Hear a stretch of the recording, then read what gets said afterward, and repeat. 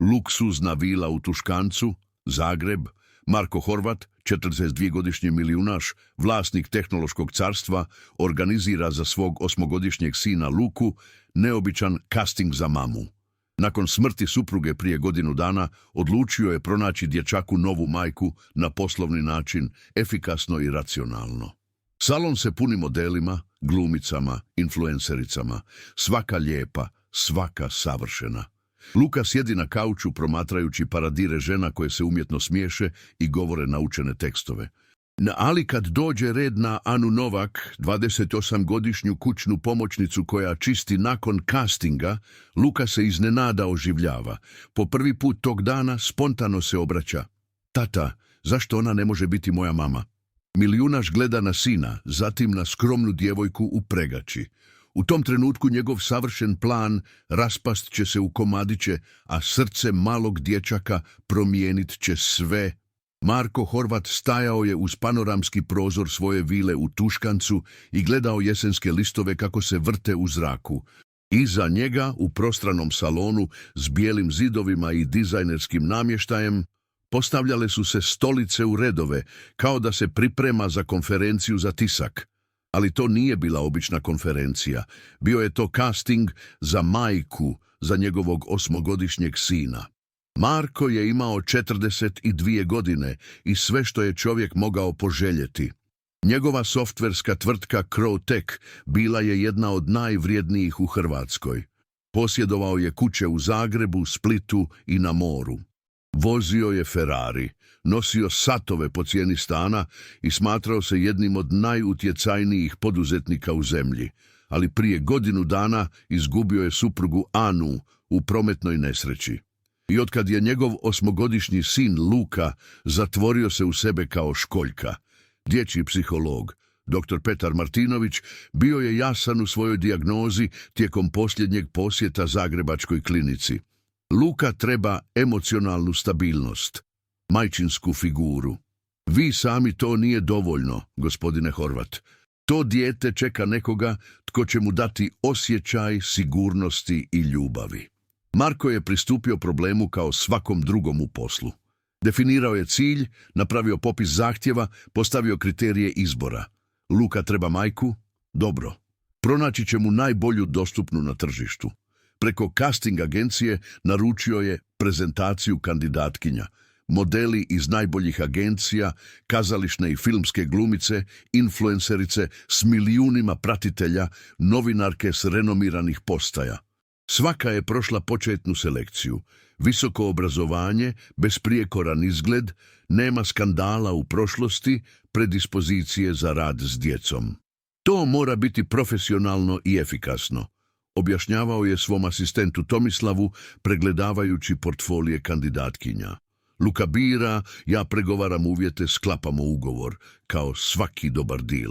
Tomislav, 40-godišnji muškarac koji je radio za Marka 10 godina, zabrinuto je odmahao glavom.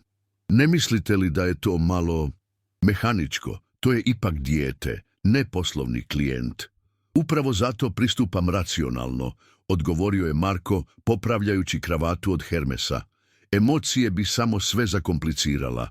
Luka će dobiti ono što treba, stabilnu, obrazovanu ženu koja će mu pružiti skrb na najvišoj razini. Te listopadske poslijepodne salon se napunio ženama od kojih je svaka izgledala kao s naslovnice časopisa. Luka je sjedio na bijelom kožnom kauču, odjeven u elegantan tamnoplavi kostim, koji mu je Marko naredio da obuče za tu priliku. 8-godišnji dječak djelovao je još manji nego inače, izgubljen u tom oceanu savršenstva. Prva kandidatkinja, Magdalena Jurić, model iz agencije Elite, približila se Luki sa sjajnim osmijehom. Bog Anđele, ja sam Magda, želiš li da postanemo prijatelji?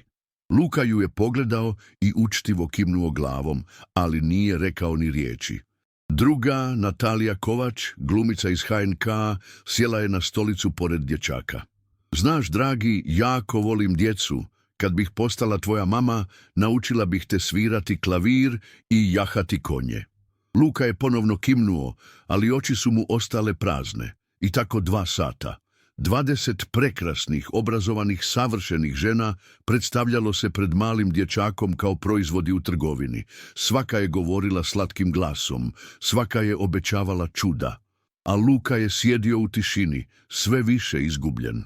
Marko je sve to promatrao s rastućim zadovoljstvom. Savršeno ide, mislio je. Za sat vremena imat ćemo odluku. Nije imao pojma da će se za nekoliko minuta njegov savršen plan srušiti u ruševine. Ana Novak upravo je završavala čišćenje kuhinje kad je čula glasove iz salona. 28 godina, srednje visine, s tamnom kosom svezanom u praktičan rep, nije ličila na žene koje su cijelo poslijepodne paradirale kroz vilu gospodina Horvata. Nosila je obične traperice, bijelu košulju i pregaču s uzorkom cvjetića, istu koju je dobila od prethodne poslodavke prije 3 godine. Ana je radila kao kućna pomoćnica od 6. godine kad je morala početi zarađivati za sebe nakon smrti roditelja u nesreći. Živjela je u malom stanu u Novom Zagrebu s 18-godišnjom sestrom Petrom koja je završavala gimnaziju. Svaka kuna koju je Ana zaradila išla je na stanarinu, hranu i knjige za sestru. Nije imala visoko obrazovanje, nije znala strane jezike, nije išla u teretanu ili kod kozmetičarke. Ali imala je nešto što se nije moglo kupiti novcem, prirodnu toplinu koja je iz nje zračila poput svjetlosti iz svijeće. Tog dana došla je u vilu ranije nego inače da pripremi kuću za neki važan sastanak. Gospodin Horvat joj nije objašnjavao detalje, samo je zamolio da sve izgleda savršeno. Ana je provela 4 sata dovodeći svaki kutak do savršenstva. Sada, skupljajući posuđe nakon primanja, čula je fragmente razgovora iz salona. Nešto o izboru, odluci, ugovoru.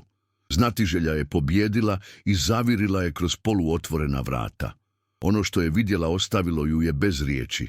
Mali Luka, kojeg je poznavala 3 mjeseca od kad je počela raditi kod Horvata, sjedio je kao kip među grupom elegantnih žena. Ana ga je prije viđala kako se sam igra u vrtu, sjedi na prozoru i gleda u daljinu, jede ručkove u tišini. Znala je da je izgubio mamu jer je ponekad u njegovoj sobi pronalazila fotografije lijepe plavuše koje je dječak skrivao ispod jastuka. Ali sada je izgledao još tužnije nego inače.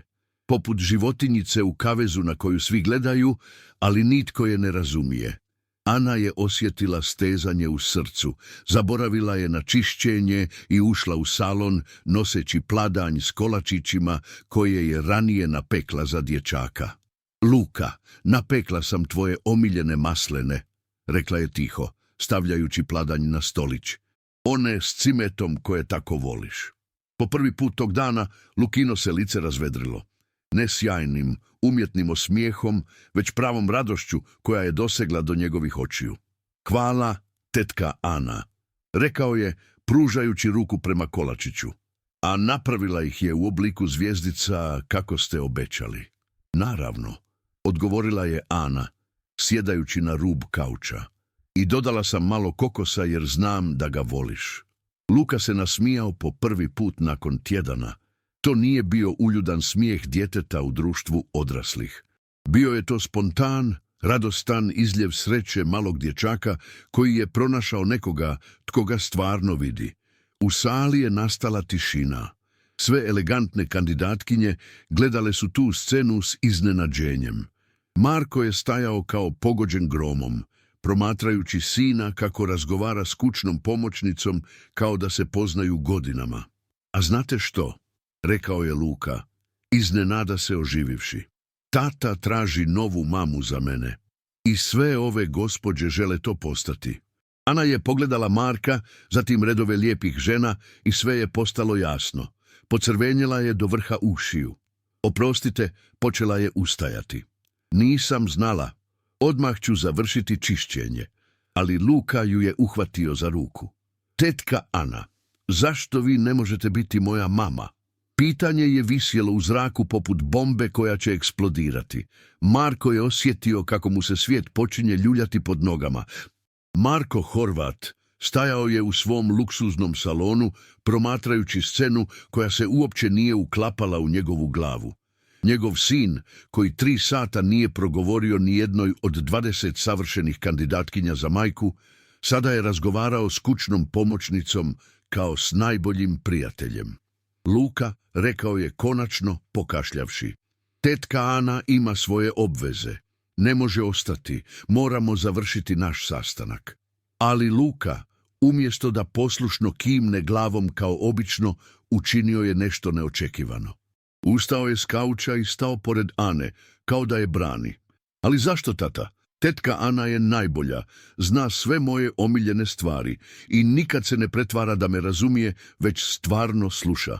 Ana je pokušavala povući se iz te neugodne situacije. Luka, hvala ti, ali tvoj tata ima pravo. Ali ja ne želim ni jednu od ovih gospođa. Prekinuo ju je Luka, pokazujući na skupinu sve zabrinutijih kandidatkinja. One mi govore kao malom djetetu. A tetka Ana govori sa mnom kao s normalnim čovjekom. Marko je osjećao kako gubi kontrolu nad situacijom. Trebalo je biti jednostavno, profesionalno, efikasno. A sada se plan raspadao zbog djevojke u pregači i njezinih kolačića s cimetom. Luka, dođi ovamo, rekao je odlučno. Ispričat ćemo se gospođama kandidatkinjama i odabrati jednu od njih. Tetka Ana nije prikladna kandidatkinja. Zašto? Upitao je Luka, a u njegovu glasu pojavilo se nešto što Marko nije čuo mjesecima. Pobuna. Jer nije lijepa, ali ona je prekrasna. Jer nema lijepe haljine. Ali ne sviđaju mi se te čudne haljine, jer ne zna svirati klavir, ali zna peći najbolje kolačiće na svijetu i priča najljepše priče. Svaka riječ sina pogađala je Marka kao šamar. Godinu dana nakon Anine smrti dječak gotovo nije govorio, a sada je branio nekoga stranog sa strašću koju nije vidio mjesecima. Ana je stajala pokraj, sve crvenija od srama. Molim vas oprostite, rekla je tiho. Odmah ćemo se pozdraviti i nećemo smetati. Ne, viknuo je Luka i zagrlio Anu oko struka. Nemoj ići, tata, reci joj da ne ide. Po prvi put u godinu dana Marko je vidio suze u sinovim očima, ali to nisu bile suze tuge ili žalosti. Bile su to suze očaja djeteta koje je konačno pronašlo nekoga tko ga razumije i ne želi to izgubiti. 20 savršenih kandidatkinja promatralo je tu scenu s rastućim iznenađenjem i iritacijom. Magdalena Jurić, model koji je bio Markov favorit, prišla je njemu. Gospodine Horvat, možemo li završiti casting? Ovaj incident ne bi trebao utjecati na našu odluku. Marko ju je pogledao, zatim ostale kandidatkinje, konačno sina koji grli djevojku u pregači. I odjednom se nešto u njemu slomilo. Po prvi put u mjesecima vidio je Luku sretnog, stvarno sretnog, neuljudno nasmijanog, neposlušno kimajućeg glavom, već radosnog, živog, stvarnog. Hvala vam što ste došle, rekao je iznenada, a glas mu je zvučao čudno promuklo. Casting je završen. Tomislav će vam isplatiti honorare. Kandidatkinje su se pogledale s nevjericom. Ali tko je pobjedio?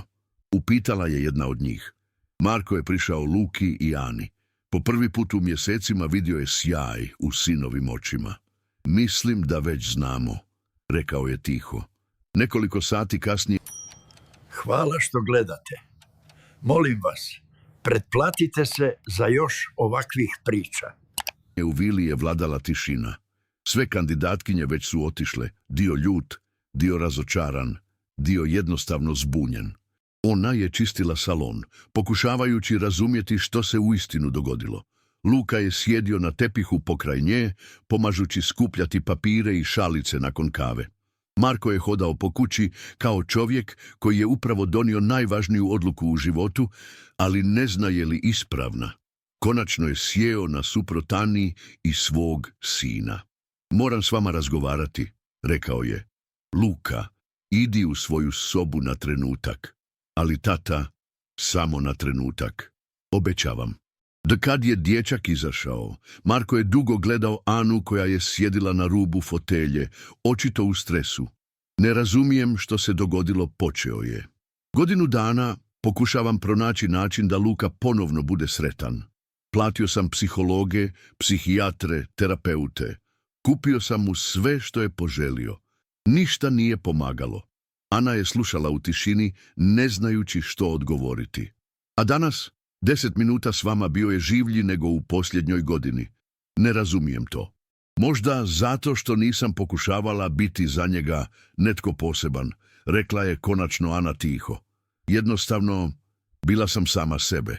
Ponekad smo razgovarali tijekom čišćenja. Pitao je o meni, ja sam pitala o njemu. Pričao mi je o mami, koliko mu nedostaje. A ja sam mu pričala o sestri, kako je to biti odgovoran za nekoga koga voliš. On vam je pričao o Ani. Marko je bio iznenađen. Luka nije razgovarao o preminuloj majci ni s kim, čak ni s psihologom. Rekao je da je bila najljepša žena na svijetu i da je mirisala na cvijeće. I da ga je grlila kad je imao ružne snove. I da se sad, kad se probudi noću, nema kome reći da se boji. Marko je osjetio kako ga steže u grlu. Nije znao da se sin budi noću od straha. Nije znao da treba zagrljaje. Bio je previše zauzet organiziranjem terapija i traženjem savršene nove majke da primijeti što njegovo dijete stvarno treba. Imate li iskustva s djecom? Upitao je. Samo sa sestrom. Kad su roditelji poginuli, imala je 10 godina. Morala sam naučiti biti za nju više od sestre. Majka, prijateljica, ponekad stroga teta. Ana se tužno nasmiješila. Bilo je teško, ali dalo mi je više od bilo koje škole. A što biste rekli da vam predložim ozbiljan razgovor o tome što Luka očekuje? Ana ga je pogledala s čuđenjem. Ne razumijem. Moj sin vas je odabrao. Po prvi put u godinu dana sretan je. Možda bismo to trebali shvatiti ozbiljno. Ali ja sam kućna pomoćnica. Nemam obrazovanje, novce, nisam. Vi ste vi, prekinuo ju je Marko. I očito je to dovoljno. U tom trenutku u salon je utrčao Luka. Tata, ostaje li tetka Ana? Marko je pogledao sina, zatim Anu. Ne znam, Luka, komplicirano je. Za mene nije komplicirano, rekao je dječak s ozbiljnošću koja je iznenadila oba odrasla. Tetka Ana je dobra i voli kolačiće jednako kao ja, a sve te elegantne gospođe čak nisu ni voljele kolačiće. I Marko je pomislio da ponekad najvažnije istine može reći samo dijete. 3 mjeseca kasnije vila u Tuškancu izgledala je potpuno drugačije.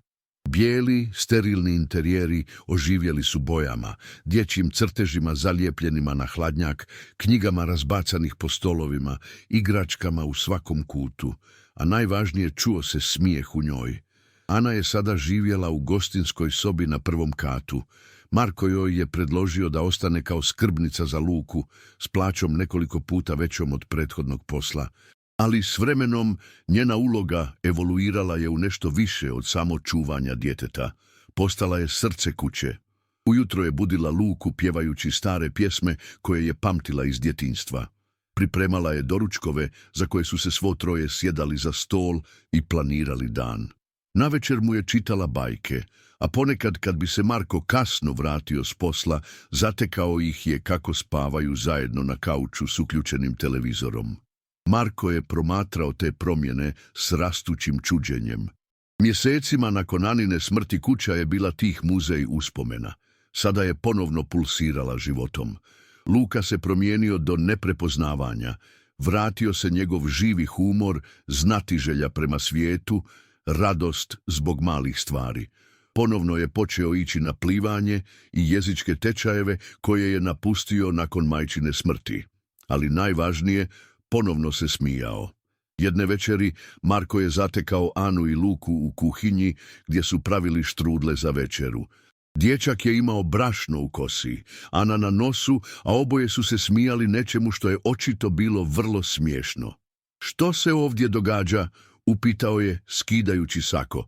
Tata, tetka Ana mi pokazuje kako se prave štrudle kao kod bake, ali moji ispadaju krivi kao mjesec, jer ne pritišćeš dobro rubove, smijala se Ana.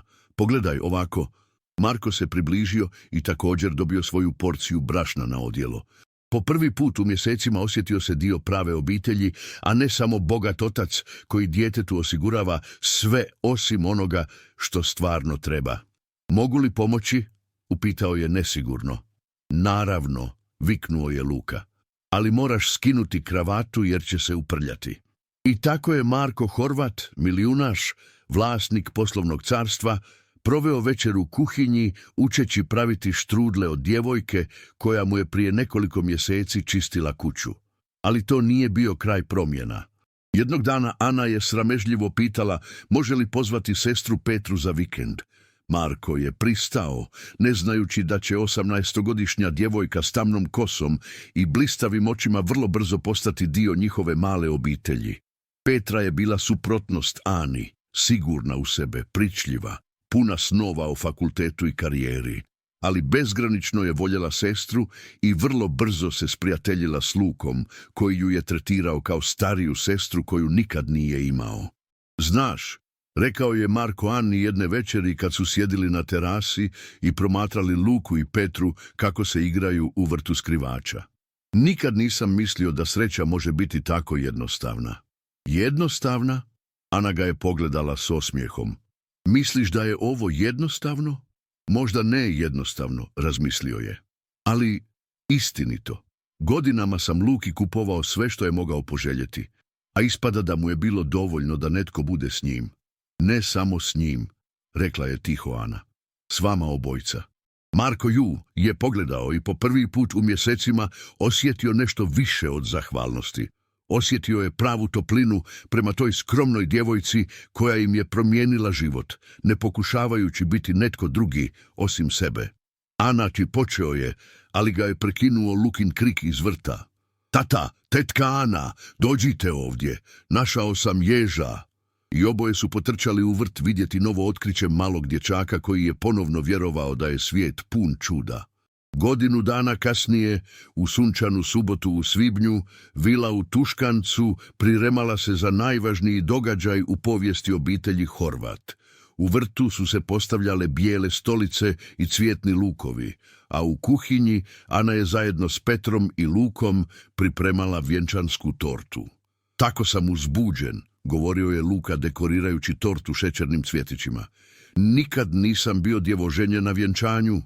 Dječak za prstenje, ispravila ga je Petra smijući se.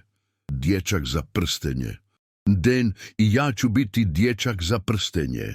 Najvažniji, rekla je Ana, grleći ga, jer zahvaljujući tebi svi smo zajedno. Ana je nosila jednostavnu bijelu haljinu koju je kupila u trgovačkom centru za 3000 kuna. Nije izgledala kao model iz časopisa, ali kad ju je Marko vidio kako hoda prema malom oltaru u vrtu, osjetio je da će mu srce iskočiti iz prsa. Bilo je to neobično vjenčanje.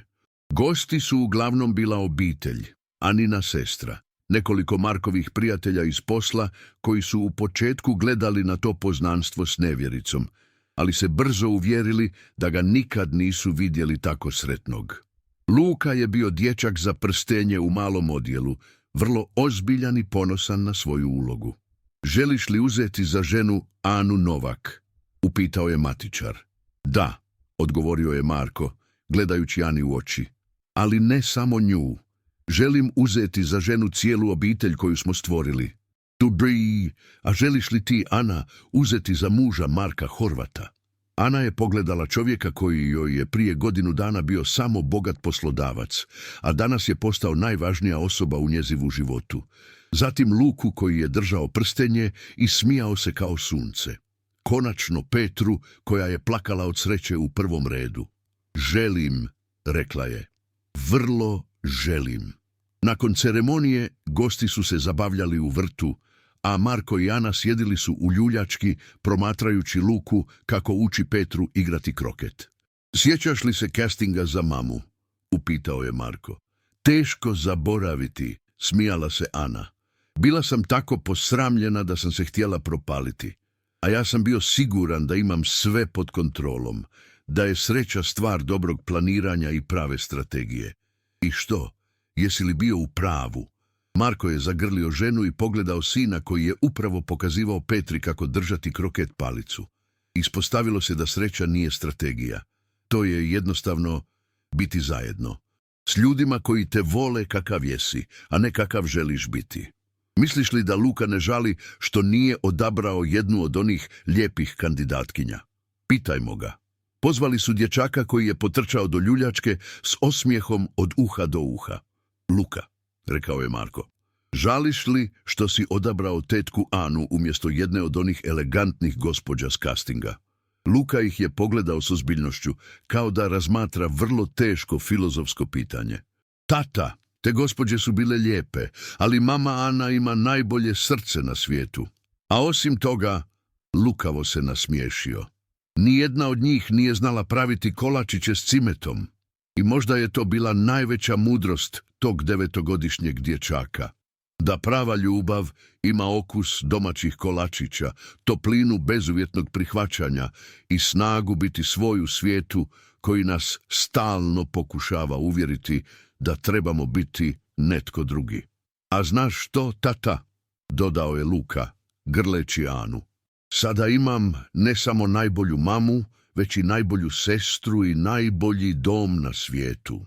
Ana i Marko pogledali su jedno drugo preko dječakove glave. U njihovim očima bilo je isto pitanje.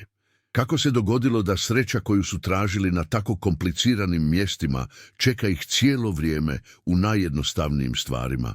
Možda zato što prava ljubav ne treba casting, idealne kandidatkinje ili poslovne strategije. Treba samo otvoreno srce i hrabrost da pustiš život da te iznenadi na najljepši način. A kad je te večeri Luka zaspao između Ane i Marka u velikom krevetu, objašnjavajući da u pravoj obitelji svi mogu spavati zajedno kad netko ima ružne snove, oboje su pomislili da ni 1 milijun kuna ne kupuje ono što sada imaju. Jer pravo bogatstvo nisu novci na računu. To je dječji smijeh koji odzvanja po kući, miris domaćeg ručka, ruka koju možeš uhvatiti u tami i sigurnost da voliš. I da si voljen bez uvjeta i bez granica. Kraj. Ako te ova priča dirnula, razmisli, što stvarno znači sreća za tebe? Tražiš li je u savršenim planovima i strategijama ili pustiš život da te iznenadi? Ponekad najljepše stvari ne čekaju li nas u najobičnijim trenucima. Ostavi komentar i podijeli svoju priču, jer ponekad ljubav dođe kad je najmanje očekujemo i u obliku koji nikad ne bismo odabrali iz kataloga. A ponekad je najbolja odluka ona koju donosi naše srce, a ne glava.